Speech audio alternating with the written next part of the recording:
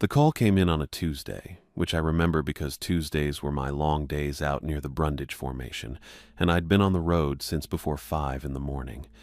I had the truck windows down and the mesquite scrub rolling past on both sides of the county road, and the methane sensor was doing its thing in the passenger seat. Slow ambient read, nothing flagged, and I was more or less on autopilot when the field office number came up on my phone. I almost let it go to voicemail. I don't know why I didn't.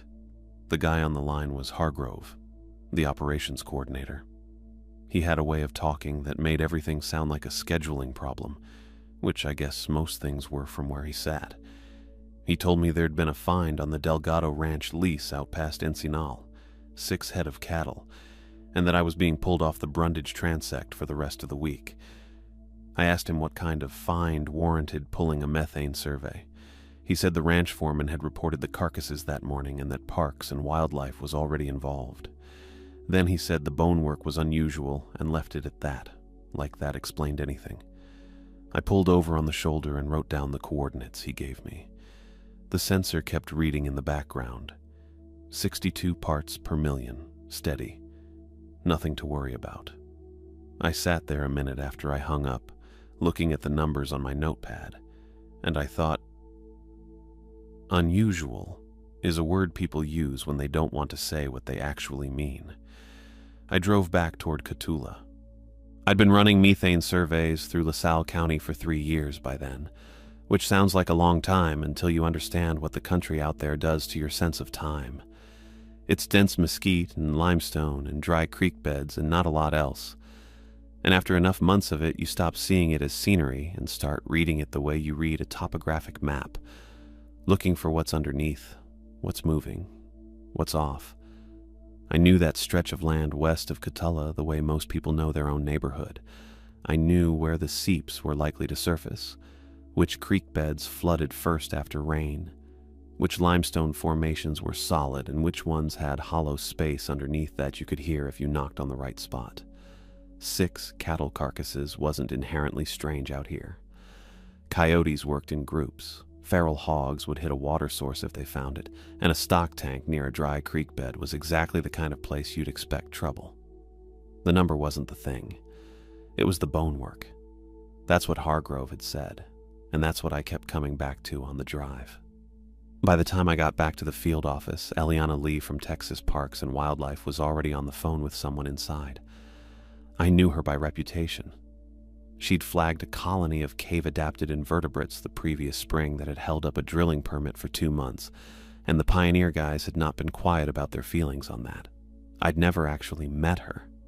She was standing near the window with a notepad and wire-rimmed glasses and the specific kind of focused expression that means someone is listening hard and already thinking about what they're going to say next. Hargrove waved me toward the conference table and slid a printed photograph across it. I've seen a lot of dead animals in 3 years of field work. Deer, javelinas, the occasional steer that wandered into a bad spot. You get used to the general shape of it. What was in that photograph wasn't that. The carcasses were arranged in the creek bed in a rough cluster, which wasn't normal. Predators scatter things, they don't consolidate them. But the arrangement wasn't what stopped me. It was the bones. The femurs on at least 3 of the animals had been split lengthwise, clean, the way you'd split a log if you knew exactly where to put the blade. The marrow cavities were scraped out. Vertebrae, too. Same pattern. The kind of access that requires either a tool or something that functions like one. The cuts. And they were cuts, or something close enough to cuts that I don't have a better word, were parallel. Consistent spacing. I sat with that photograph for a while. Eliana Lee got off the phone and came to the table and introduced herself without a lot of ceremony. She had the photograph memorized already, I could tell, because she didn't look at it when she talked about it. She said she'd identified the pattern within 2 hours of getting the initial report. Femurs and vertebrae, she said, split and extracted with a degree of precision that didn't match any predator behavior documented in the region. Not coyotes, not hogs. She said it calmly. The way you say something you've already decided is true and don't feel the need to argue about. She recommended a follow-up field survey. Subsurface assessment, she said, because the creek bed sat above a limestone formation with documented cave potential, and whatever was doing this had to be coming from somewhere. That was when Stephen Payne walked in. I'd worked 4 surveys with Stephen over the past 2 years, and I want to be clear about what that means. 4 surveys in LaSalle County terrain is enough time to trust somebody's judgment in the field, which is a different kind of trust than most people understand. You learn how a person moves through rough country, how they read a formation, whether they panic when something goes sideways. Stephen didn't panic. He was 54 years old and had spent 20 years on the Edwards Plateau, and he had the particular confidence of someone who has been right enough times that being wrong doesn't really occur to him anymore. Big guy, silver gray hair, pale blue eyes that didn't miss much. He wore the same worn vest to every survey like it was part of his actual body. He volunteered to lead the follow-up personally, said he knew the Delgado lease terrain and could have a 3-person team assembled by morning. He requested me by name. He also requested Summer Parker, a junior field tech I'd worked with twice. Good instincts, sharp eye for environmental detail, the kind of person who notices things quietly and doesn't make a production of it. I registered the volunteering. That's the honest thing to say. Stephen Payne was experienced enough that he didn't have to volunteer for anything. He could have assigned a team and stayed in the office. The fact that he didn't landed somewhere in the back of my mind and sat there. Not quite a question. Not quite nothing. But I'd trusted him through 4 surveys. That kind of trust doesn't dissolve over a small thing, and this read as a small thing. A senior man who wanted to stay sharp, maybe, or who had enough professional pride not to send junior people into unfamiliar terrain without covering them himself. That was the read I settled on. I accepted the assignment. Summer Parker showed up at the field office an hour later with her pack already loaded, which told me she'd been called before I had. She nodded at me across the room and started checking her equipment without being asked. Headlamps, survey flags, the signal kit with the flare gun, her rock hammer clipped to the outside of the pack. Methodical. I liked that about her. We were scheduled to move at first light. I sat in my truck in the field office parking lot that evening and ate a gas station sandwich and thought about the photograph, the parallel grooves in the bone, the consistency of them. I'd spent 3 years reading this country, and I had a decent working knowledge of what lived in it and what it was capable of, and I kept arriving at the same place. That kind of precision doesn't happen by accident, and it doesn't happen fast. Whatever made those marks knew what it was doing. It had done it before. I didn't sleep well. That's not a complaint, just a fact. Some things you can't unknow once you've seen them, and a photograph of 6 cattle femurs split open with that kind of deliberate, patient accuracy is one of them. We got out to the creek bed a little before 7. The light was still low and flat, coming in sideways through the mesquite, and the ground was dry enough that our boots raised a fine white dust with every step. Caliche country.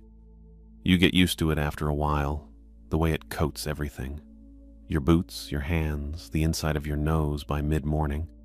Payne set the pace. He always did. He moved through the brush like a man who had been moving through brush his whole life, which he had, and he kept his eyes down on the ground in front of him without looking like he was looking for anything in particular. That was the thing about Payne.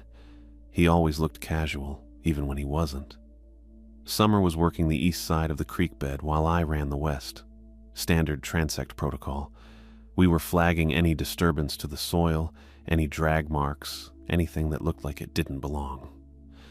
The carcasses had already been removed by the time we got there. Dr. Lee's team had taken them for analysis 2 days prior. So what we were working with was absence. The shapes where things had been. The ground compressed in ways it shouldn't be compressed. I flagged a drag mark about 30 yards upstream from the original find site. The soil was disturbed in a long, shallow furrow, maybe 8 or 9 feet, and the edges of it were clean in a way that bothered me a little. Coyotes drag things, sure. Feral hogs will move a carcass, but the edges of a drag mark left by an animal are ragged. You get claw prints. You get the animal's own tracks cutting into the furrow where it repositioned its grip. This was more like something had been slid, deliberately. I marked it with a flag and noted the GPS coordinates and kept moving. That's the thing about survey work. You develop a kind of tunnel vision after a while, which is mostly useful and occasionally the exact wrong thing. You get locked into your transect line and you stop seeing what's outside it. I had been doing this for 3 years and I still hadn't fully broken that habit. Summer broke it for me. She called out from the base of the limestone bluff on the north side of the creek. Not loud, just enough to carry. "Hey, come look at this." Payne was closer to her than I was. I watched him change direction without hurrying and walk toward her, and I followed. The bluff wasn't tall, maybe 25 feet of exposed limestone, pale and fractured, with a dense skirt of prickly pear and cenizo at the base. I had walked past it twice that morning and registered it as a bluff and moved on. That's what I mean about tunnel vision. Summer was crouching at the base when we got to her. She pointed up at the rock face. There was caliche dust on the limestone. Fresh dust, still pale and powdery, not yet settled into the surface the way old disturbance does. It was spread across a section of the bluff maybe 4 feet wide, at roughly chest height, like something had pressed against the rock there or been dragged across it recently. And below that, in the soft dirt at the base of the bluff, there were boot prints. I crouched next to Summer and looked at them. Lug sole, medium treadwear, probably a size 10 or 11. More than one set, maybe 2, overlapping in a way that made it hard to count. They led toward a narrow vertical fissure in the rock face, half hidden behind a thick stand of prickly pear that I had not pushed through to look behind. "Survey flags?" Summer asked. "No," Payne said. I looked at him. His face was reading neutral, which was the face he used when he was thinking hard about something and didn't want you to see it. I had worked with him long enough to know the difference between that and actual calm, and I was pretty sure this was the former, but I couldn't have told you why I thought so. Just the set of his jaw, maybe. The way he didn't look at Summer when he answered her. We pushed through the prickly pear. The fissure was narrow enough that we had to go in sideways, one at a time, and it opened almost immediately into a small chamber. Not a cave exactly, more like a room the rock had made accidentally, maybe 15 feet across and 8 feet high, with a rough ceiling and a floor of packed dirt. Enough room to stand in, enough room to work in. Somebody had been working in it. There was a folding table against the far wall. Aluminum frame, canvas top, the kind you can get at any farm supply store. On the table, there was a dead headlamp and 3 empty Pioneer sample bags, the kind we used for soil and rock core samples. The bags were stained dark brown, almost black in the folds, and they were stiff with it. Whatever had been in them had dried in there. I didn't pick them up. I stood and looked at them for a moment and then looked at the rest of the room. Pinned to the rock wall above the table with a finishing nail was a hand-drawn topographic map. Pencil on graph paper, the lines close and careful, showing what looked like a cave system. Chambers, passages, elevation drops marked in neat numerals. The entrance to the system appeared to be directly below where we were standing. Somebody had surveyed this place. Somebody had done it carefully, and they had done it alone. And they had left all of this here. I picked up the headlamp. It was a standard field headlamp, the same model we all carried, and it was heavy in the way dead batteries make things heavy. I turned it over in my hand and looked at the battery housing. 2 initials scratched into the plastic with something sharp. SP. I held it for a moment, then I turned around and looked at Payne. He was already watching me. "That yours?" I asked. He didn't hesitate, not even a beat. "Preliminary survey, 14 months ago, give or take. I flagged this section as a possible karst feature and came out to take a look before we had the team together. Never logged it formally because it didn't pan out into anything worth reporting." He said it the way you say something you've said before, or at least thought through before. Smooth. Meant to come back for the bags, forgot. Summer looked at the table and then back at Payne and nodded, and that was enough for her. She was 26 and he was 54, and he had been doing this since before she was born, and that math worked on her the way it works on most people. It didn't work on me. Not because the explanation was impossible. Preliminary surveys happen. Unlogged notes happen. Forgotten gear happens. All of that is real. But the sample bags were stained with something, and the stain was dark, and the bags were stiff, and that's not what soil samples look like when they dry out. And Payne had volunteered for this assignment personally, and the initials were scratched in, not written with a marker, not labeled with tape. Scratched in with something sharp, the way you mark something you want to last. I didn't say any of that. I thought about it, standing there in that small rock room with the dead headlamp in my hand and the smell of old dust and something else underneath it, something organic and faint that I couldn't name. I thought about it and I decided not to say it. What I did instead was put the headlamp in my jacket pocket. Payne watched me do it. He didn't say anything about it. Map shows the entrance about 8 feet back from the south wall, he said, and turned toward the back of the chamber like the conversation was finished. We've got rope in the packs. Descent shouldn't be technical. Summer was already moving toward him, already pulling the topographic map off the wall to carry down with us, already trusting the man who had left his initials on a headlamp in a room he claimed to have forgotten about. I stood there another second. The headlamp sat heavy in my pocket. The stained bags sat on the table and I looked at them one more time, and then I followed, because what else do? You follow, and you watch, and you keep what you know close until you understand what it means. The map showed a cave system 60 feet below us. Payne knew exactly where the entrance was without looking at the map again. I noticed that. I filed it. I went down.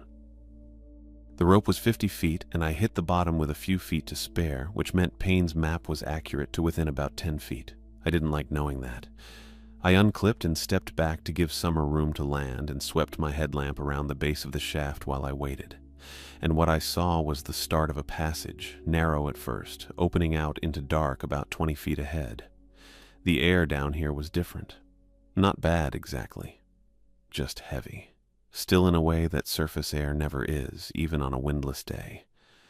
Summer landed, then Payne. Payne coiled the rope without being asked and left it at the base of the shaft.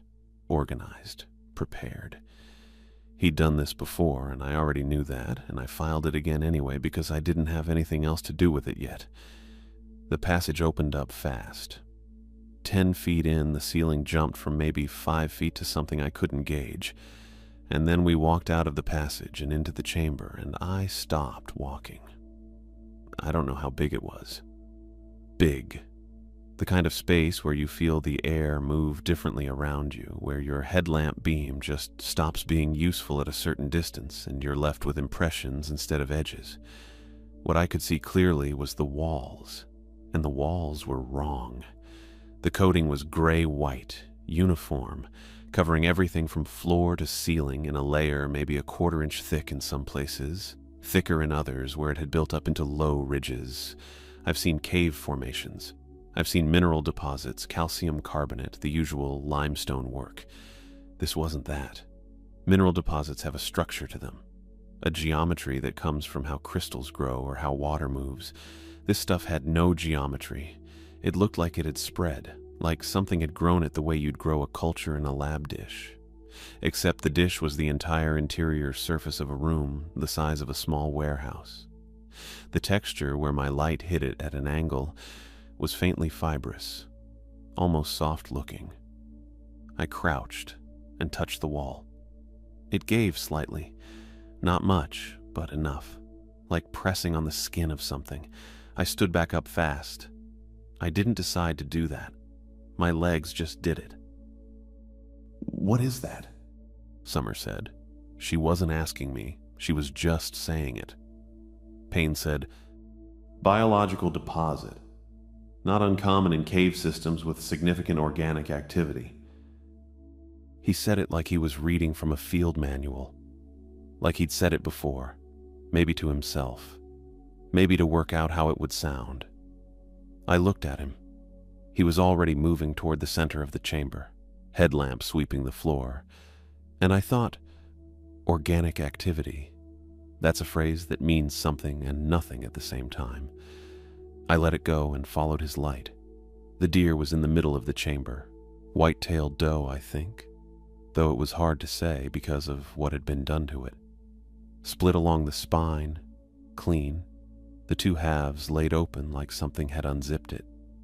The ribs were gone or folded back. I couldn't tell which. What was left of the vertebrae had been scraped down to the bone, and the bone itself had parallel grooves pressed into it.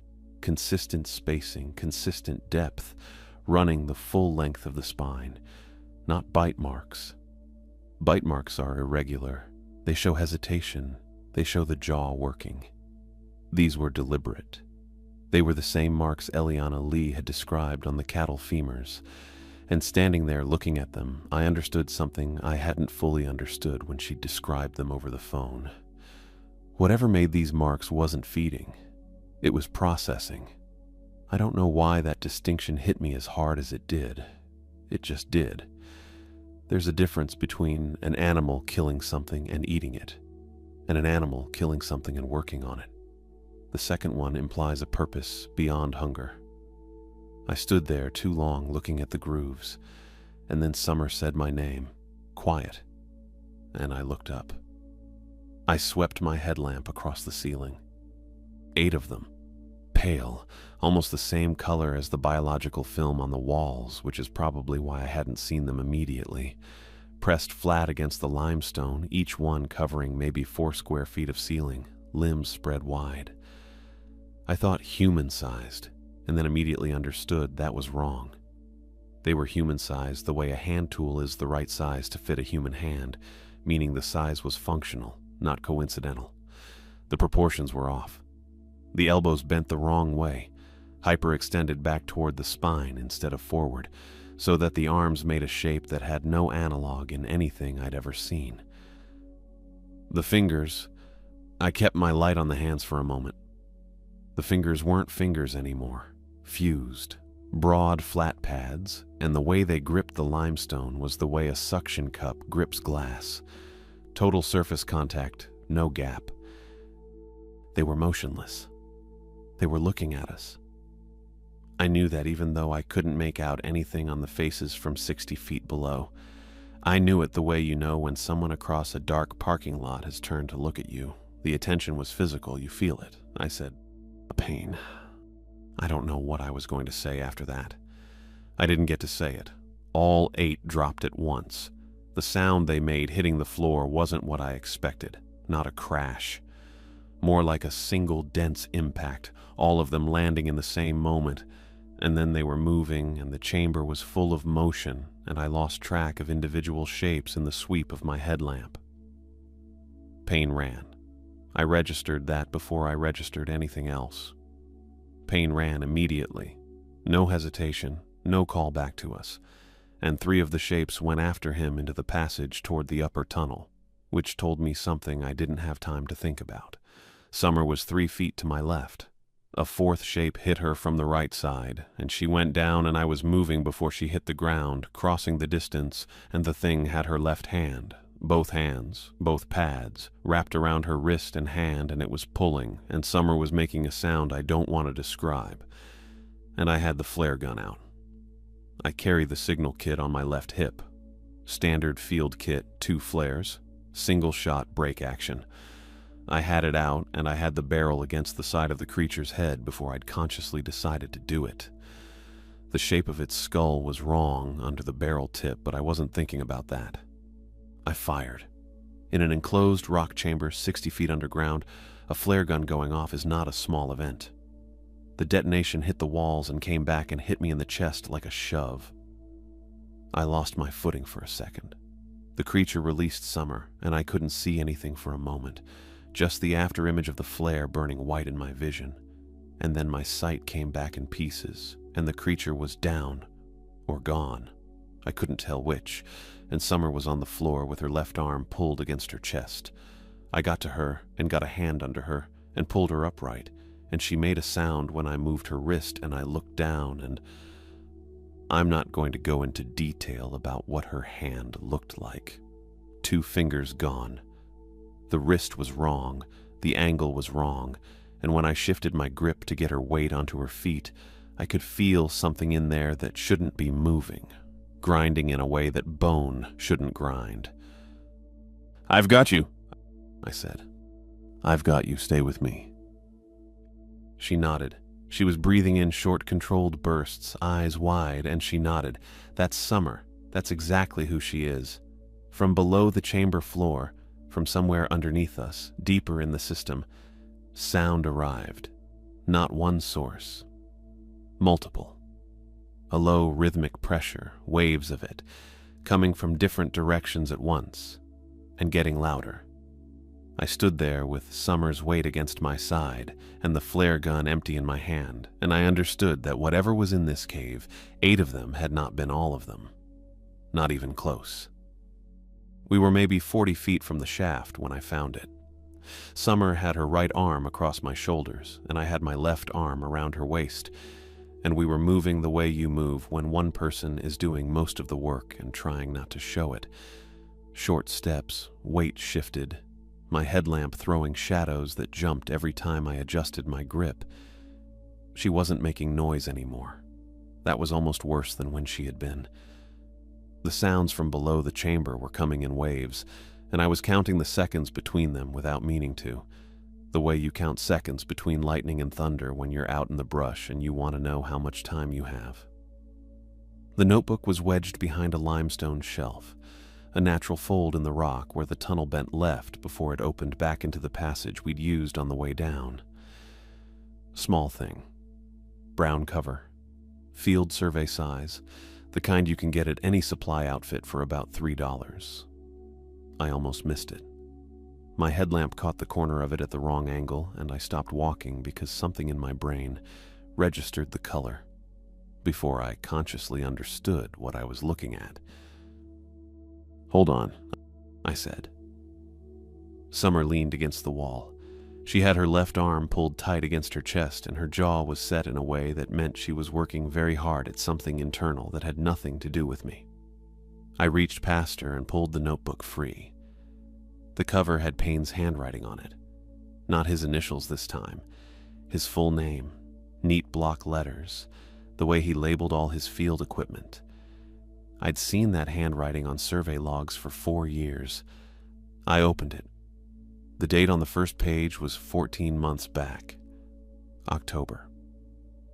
I know because I was doing a methane run north of Encinal in October of that year, and Payne had been listed as unavailable for 2 weeks, and the field office had given me a different senior contact for the duration. I hadn't thought about it since. I was thinking about it now. The sketches came first, 3 pages of them done in pencil with the kind of careful measurement notation that Payne was known for. The man could draft a site plan in the dark. That's not an exaggeration. He'd done it once on a flooding survey outside Laredo, and the measurements came back accurate to within 2 inches. These sketches were that quality. The upper chambers laid out in cross-section, ceiling heights marked, tunnel widths marked. The biological film on the walls noted in the margin with a question mark, and then a second notation that said, "Colony substrate. See entry." The main tunnel measured. The shaft measured. The depth to the lower chamber measured. He had been here before. Not guessing, not estimating. He had been here, and he had measured everything, and he had drawn it from memory or from notes, and he had put it all down on paper with the precision of a man who intended to use it again. I turned to the written entry. It was near the back, 1 page, and it was short. I'm not going to reproduce it word for word. I've gone over it enough times in my head that I could, probably, but I'm not going to. The substance of it was this: the colony was viable, meaning it was established and reproducing and not going anywhere. The upper chambers were accessible. The lower system extended further than he'd been able to map in a single entry. And then the last part, the part I've thought about more than anything else in the past however many months. A single line about the pioneer lease, about how the section of land above this cave system was under an active drilling lease, and how a federal biological hold triggered by a viable colony of unknown classification would freeze that lease indefinitely, and how that was not something that could be allowed to happen, and how this survey would therefore not be reported upward through the normal channels. That was it. That was the whole thing, written in the same neat block letters as his name on the cover. I stood there with Summer breathing against the wall beside me, and the sounds from below getting closer, and I held the notebook and I looked at it. 4 years. I had worked 4 years with Stephen Payne, and I had trusted him the way you trust somebody who has been in the field longer than you and who has never given you a reason not to. He knew this country. He knew the rock and the brush and the limestone and the way the water moved through it. He'd been a good partner on every survey I'd run with him, steady and methodical, and not prone to the kind of corner cutting that gets people hurt. I had trusted him completely up until the moment I found his initials on a dead headlamp in a camp he'd told me he didn't remember building. And now I understood why he had volunteered for this survey, why he had asked for me by name, and for Summer. He hadn't needed us for the surface work. He could have run a surface survey alone. He'd done it 100 times. He needed us for the descent. He needed a team, because going back down here alone, after whatever had happened to him 14 months ago, was something he wasn't willing to do. He needed to verify the depth. He needed to know how far down the lower system went, whether the colony had expanded, whether the drilling lease was still viable above it. He needed information, and he needed other people between himself and whatever was in the dark while he collected it. The creatures had not been surprised when we came down. I knew that now. I had felt it at the time, the stillness of them, the way they had watched us, the way the drop had been coordinated, and I had filed it under unknown behavior, unknown species, because I didn't have another category for it. But they had recognized pain. Whatever had happened 14 months ago, whatever encounter had produced that notebook, and those measurements and that single careful line about the lease, they had seen him before, and they remembered it. We had walked in behind a man they already knew. I don't know what that means exactly. I've thought about it, and I don't have a clean answer for it. I'm not sure I want one. I pocketed the notebook, same pocket as the headlamp. It felt heavy in a way that had nothing to do with its actual weight. "Okay," I said. "Let's go." Summer pushed off the wall and got her arm back across my shoulders, and we started moving again. She didn't ask what the notebook was. Maybe she'd seen me reading it. Maybe she hadn't. Either way, she didn't ask, and I didn't offer it, and we moved through the tunnel with my headlamp cutting the dark ahead of us and the sound from below coming in waves that were shorter now, the intervals tighter, and I kept my hand on Summer's side and kept my feet moving, and kept my eyes on the tunnel and tried not to think too hard about what it meant that Payne had led us here on purpose. Tried not to think about the fact that he was still somewhere in this cave. Tried not to think about the fact that he had a pistol on his hip and I had an empty flare gun and a rock hammer and a notebook that could end his career and probably his freedom, and that he knew I had it, or would figure it out, because he was not a stupid man. The shaft was close. I could feel the air change, the faint, upward pull of it. 20 feet, maybe less. Summer's breathing had gone shallow and controlled again, and I matched my steps to hers and kept us moving toward the dark opening above and tried to focus on the one thing that still made sense. Get her out. Get her up. Get her to the surface. Everything else could wait until we were breathing open air. He was standing in the upper tunnel with the pistol already out, not drawn in a hurry, not like somebody who'd just made a decision, already out, arm at his side, barrel pointed at the floor, the way a man holds a tool he's been carrying for a while and knows exactly how to use. I came around the bend with Summer leaning into my left side, and I pulled up short, and she pulled up with me, and for a second, none of us moved. The headlamp caught the pistol first, then Payne's face. He looked tired mostly, not angry, not scared, tired and settled in a way that was worse than either. I'd worked 4 surveys with Stephen Payne. I'd eaten lunch out of a cooler with him on a dozen different lease roads, listened to him talk about his daughter's soccer games, watched him work a transit level with the kind of quiet competence that makes you trust somebody without deciding to. You don't decide to trust a person like that. It just happens over time, the way you stop checking a bridge and just drive across it. I was thinking about that, which is not the right thing to be thinking about when a man has a pistol. "Zachary," he said. Just that, first, like he was confirming I was there. Summer's breathing had changed behind me. I could feel her go still. Payne lifted his eyes to her and then back to me, and something moved across his face that I can't name cleanly. Not guilt, exactly, but something adjacent to it. Something that had already been decided past, and he wasn't going to revisit it now. He started talking. He was efficient about it, that's the word. He didn't pace, and he didn't raise his voice, and he didn't do any of the things a person does when they're talking themselves into something. He'd already talked himself into it. 14 months ago, probably. This was just the delivery. The flare had pushed the colony past the point of safe exit for a group our size. Those were his words. Safe exit. Like it was a logistics problem. The pioneer lease on this section of LaSalle County land was worth more than either of us, and he said that plainly, the way you state a number that's just a number. He was going to report our deaths as a cave-in. He'd report his own injuries, because he had them, I could see that now. A tear along his forearm, and the way he was favoring his right side, as injuries sustained in the same event. He'd been through the paperwork in his head already. I could tell by the order he laid it out. The sound from below came in while he was still talking. Longer waves now, but closer together, the intervals compressing, and I felt Summer's hand tighten on my arm. I want to be honest about what I was doing while Payne talked. I was listening to him, yes. I was also running the tunnel geometry in my head, measuring the distance between us, measuring the distance to the shaft.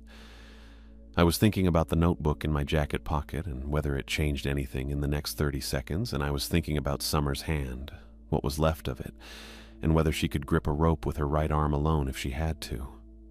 I was doing all of that in the background while the front of my brain just stood there and looked at Payne and let him finish. He finished. I said, "Okay." He blinked, just slightly. I reached back over my shoulder and unclipped the rock hammer from where it was strapped to Summer's pack. I'd taken it off her rig an hour ago to free up her movement, clipped it to mine without thinking much about it.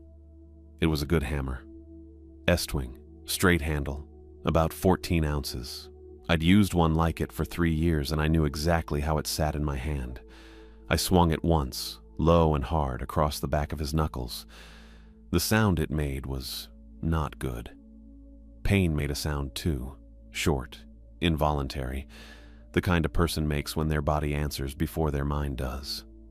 And the pistol hit the cave floor and spun a few inches and stopped. I picked it up. My hand was shaking. I noticed that and filed it away. The 3 of us stood there. Payne was bent slightly forward, cradling his right hand against his chest, and he was breathing through his teeth, and the sound from below was coming in shorter now, and Summer was still holding my arm, and I had the pistol and no clear idea what I was supposed to do with the next 10 seconds. Payne straightened up slowly. He looked at his hand first, then at me. Not at the pistol, at me. I don't know how long we stood there. Not long. 15 seconds, maybe. It felt longer because of the sound. Then something changed in his face. Not the tired look. That stayed. Something underneath it shifted, like a door opening into a room he'd had locked off for a while. He looked at Summer and then back at me, and when he spoke again, his voice was different. Not softer, exactly. Quieter. Less rehearsed. "Take her and go," he said. That was all. I stood there another second. I was waiting for the rest of it. The condition, the negotiation, the angle. There wasn't one. He just looked at me with that unlocked thing in his face and said it again, quieter. "Go, Zachary." I understood it then. Not all of it, not the full shape of what he was deciding, but enough. He'd made a different kind of calculation now, standing in the dark with his hand broken and the sound coming up from below and the notebook already in my pocket. Some things you can't walk back to the surface from. He knew that. He'd known it longer than I had. I looked at him for another second. I thought about saying something. I couldn't find anything that was worth the time it would take to say it. I held the pistol out to him. He took it with his left hand. His right was already swelling. I could see it even in the headlamp light. The knuckles going dark and wrong.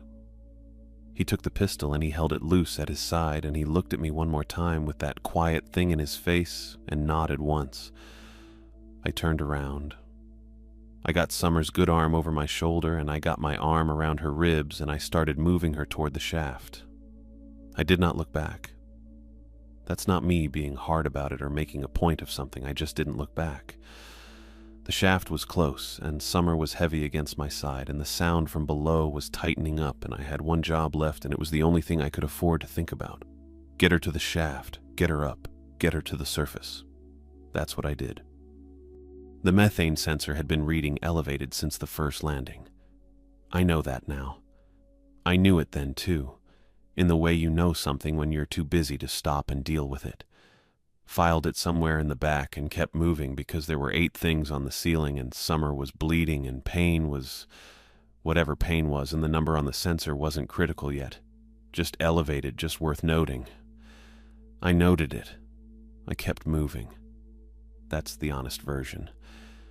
By the time I got Summer to the base of the entrance shaft, the reading had climbed another 4 points and I couldn't file it anymore.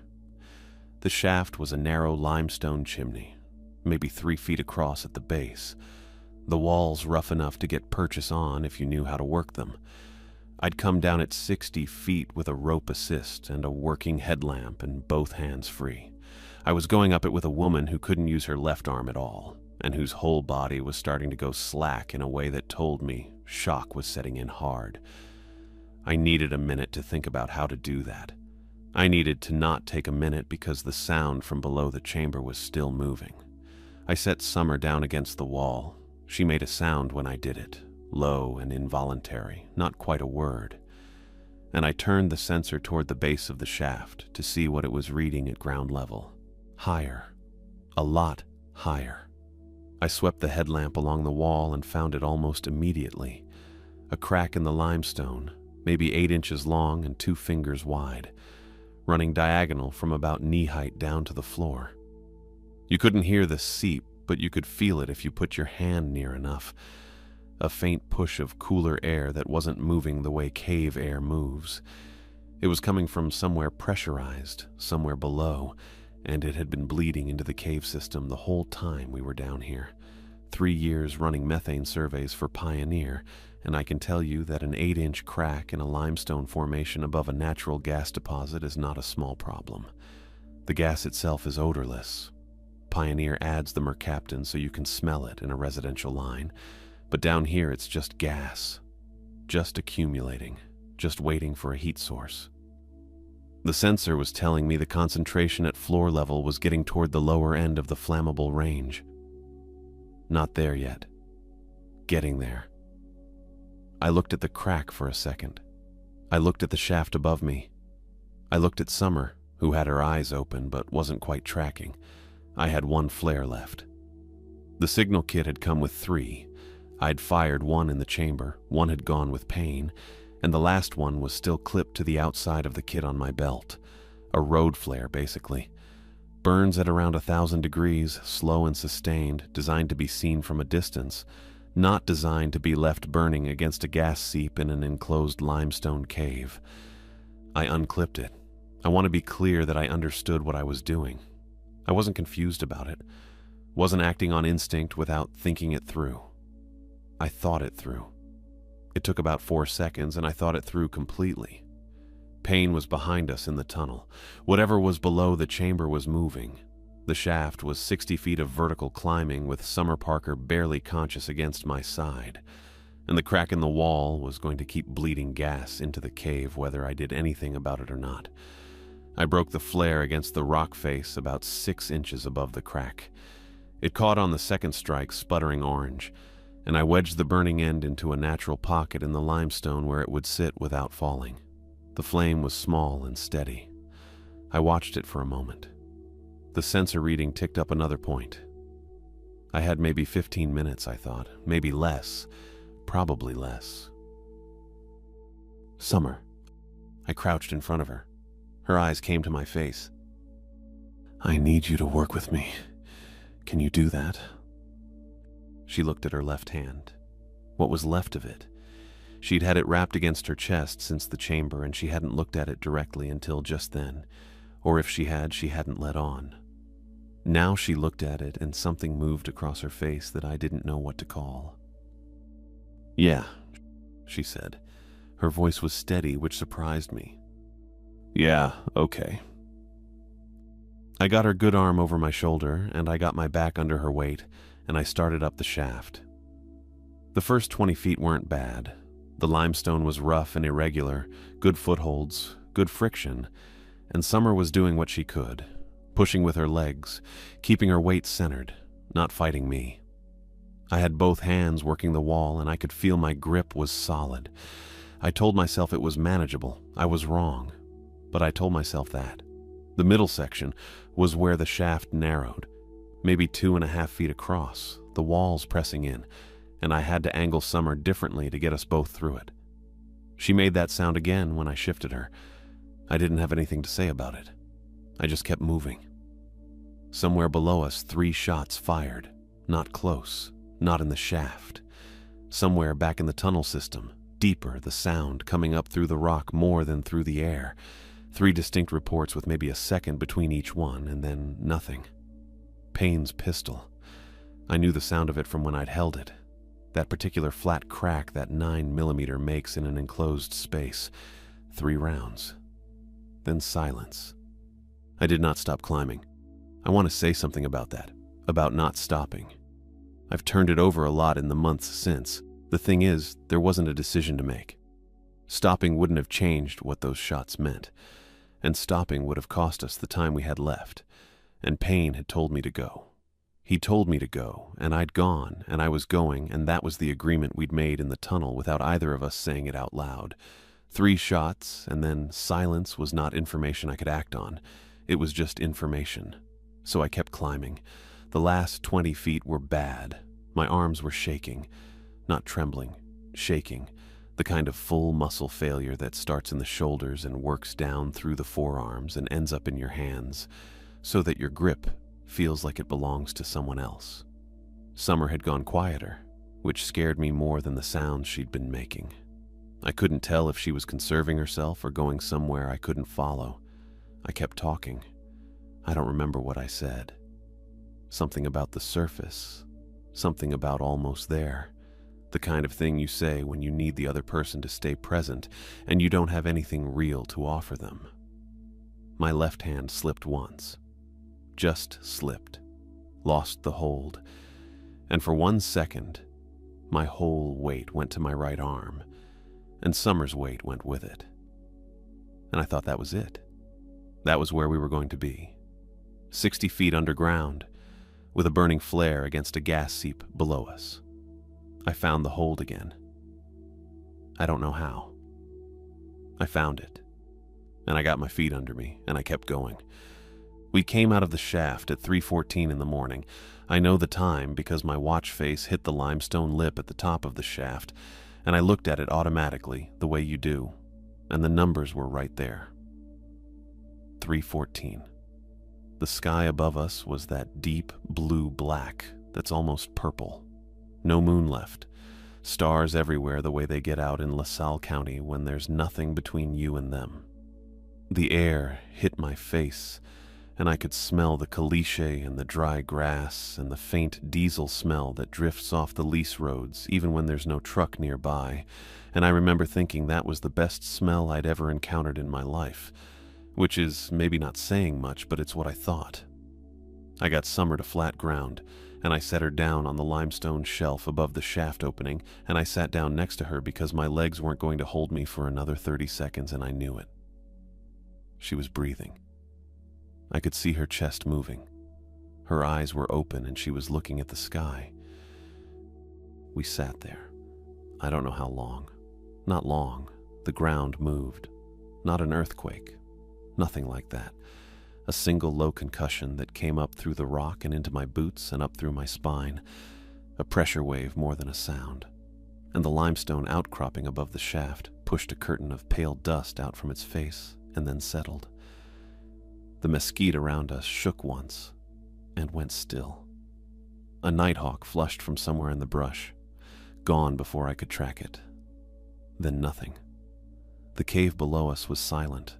I sat there with my hands on my knees, and I looked at the shaft opening, and I looked at the dust still drifting off the limestone face, and I did not go back. I want to be honest about that too.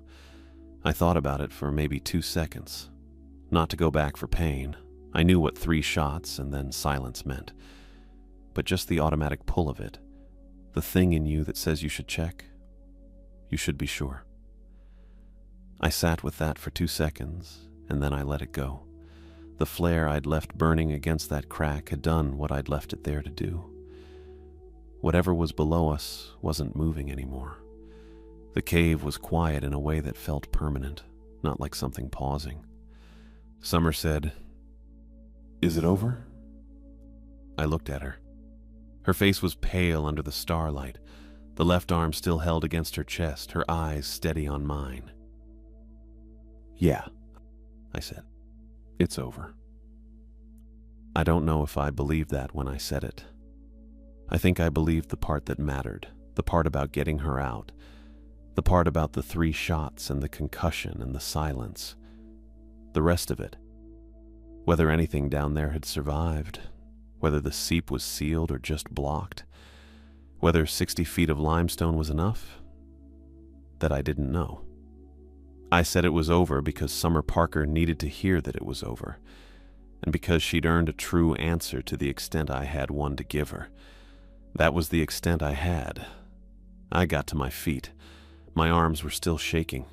I got Summer upright, got her weight against me, and I started walking us toward where we'd left the truck.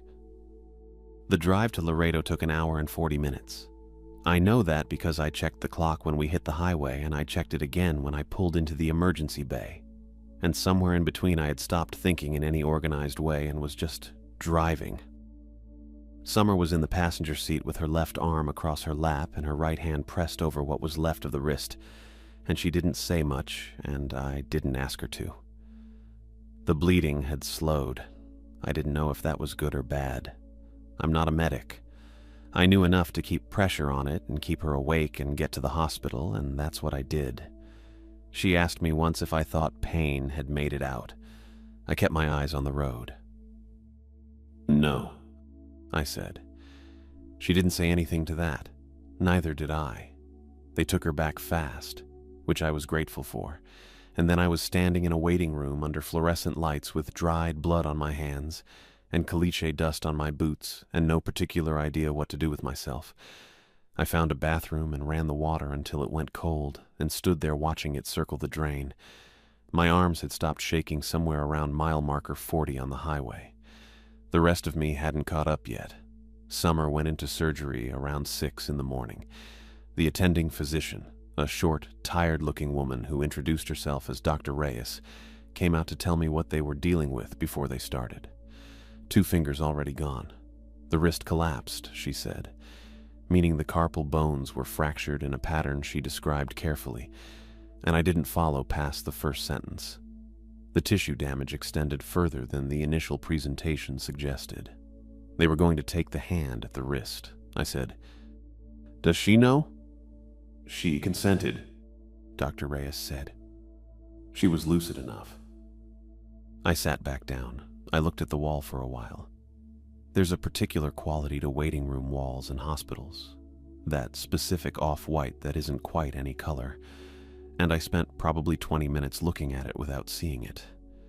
Summer Parker was 26 years old, and she'd come on this survey because Payne had requested her by name, same as me, and she'd done her job well, and she'd trusted the people she was supposed to trust, and now she was in surgery, losing her hand. That's the part I kept coming back to. Not the cave, not the creatures, not any of it. Just that she'd done everything right, and it hadn't mattered. Dr. Reyes came back out a little before 9. The surgery had gone as expected, she said, which I understood to mean as planned rather than as hoped. Summer was stable. She'd be in recovery for several hours. I could see her after that. I thanked her. I went and got coffee from a machine down the hall. I drank it standing up. The incident report took me 4 days to write. 11 pages. I've written a lot of field reports in my time, and most of them run 2, maybe 3 pages if something genuinely unusual happened, and I sat at my kitchen table for 4 days and wrote 11 pages, and I still don't think I got it right. Not because I lied. I didn't lie exactly.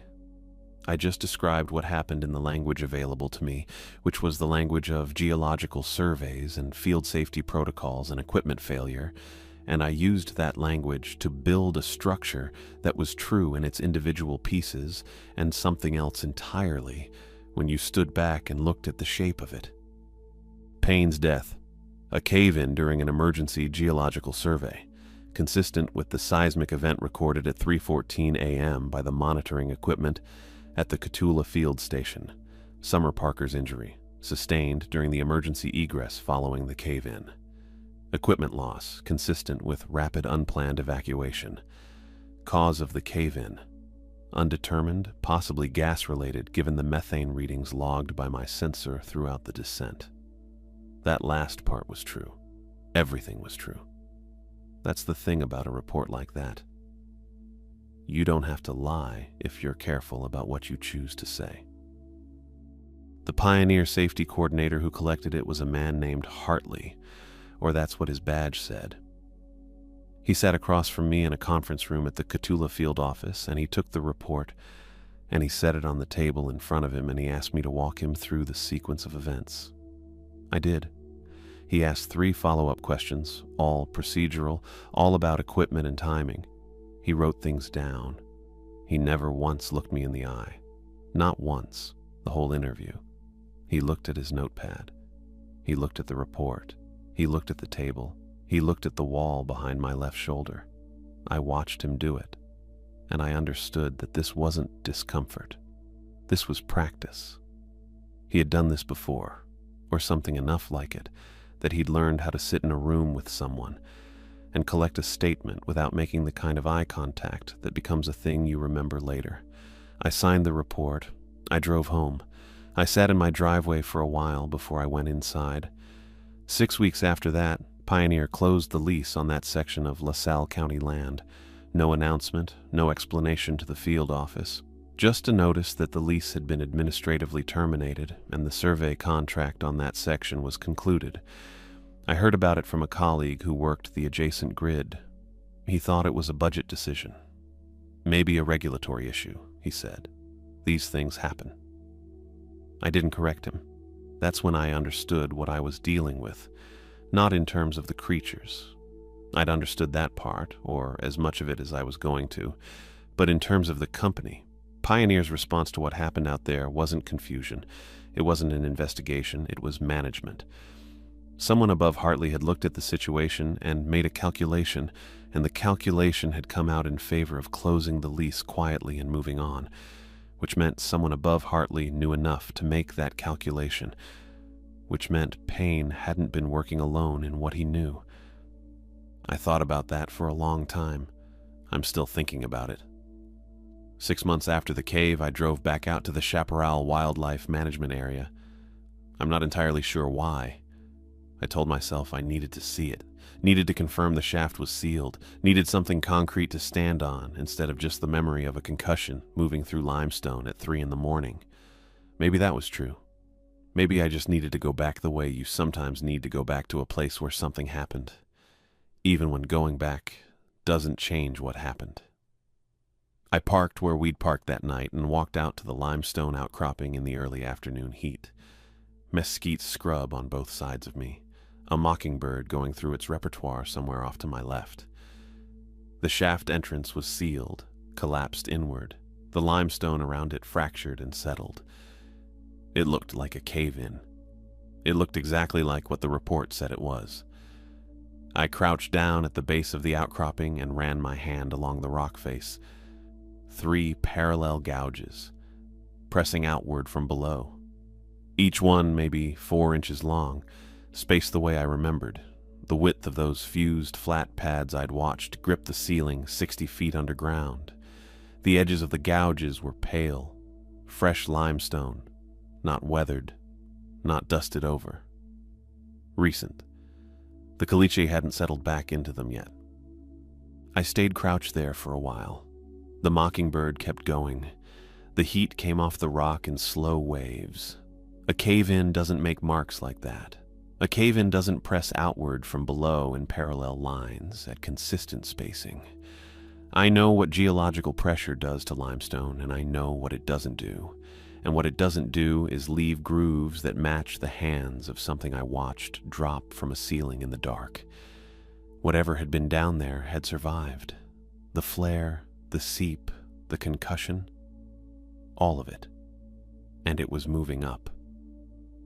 I walked back to the truck, got in, closed the door and sat there with the windows down and the engine off, looking at the scrub.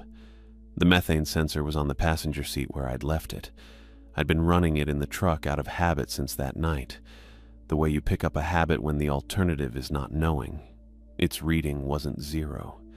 It had been running a low positive since I'd pulled off the highway, climbing gradual as I got closer to the outcropping, and it was sitting now at a number that wasn't alarming on its own, but that I knew the context of. The seep was still active. Whatever I'd done to the colony 6 months ago, I hadn't sealed the gas, and I hadn't stopped the movement. I'd bought time. That's all. I started the engine. Summer Parker lived in Cotulla now, had moved back after the surgery and the rehab, was working a desk position with a county land office. She'd told me that when I'd visited her in Laredo 3 months back. She'd looked steadier than I expected. She'd asked me straight out if I thought it was over. The same question she'd asked me on the surface that night, and I'd given her the same answer I'd given her then. And she'd looked at me the same way she'd looked at me then, like she was deciding whether to push on it. She hadn't pushed, but she hadn't let it go either. I could tell. I pulled onto the county road and pointed the truck toward Cotulla. 40 minutes. Maybe a little more. The sensor held its reading on the seat beside me, steady and patient, the way instruments are when they're just reporting what's true and leaving the rest to you. Summer had been there. She'd seen the ceiling, seen what dropped, felt what it did to her hand.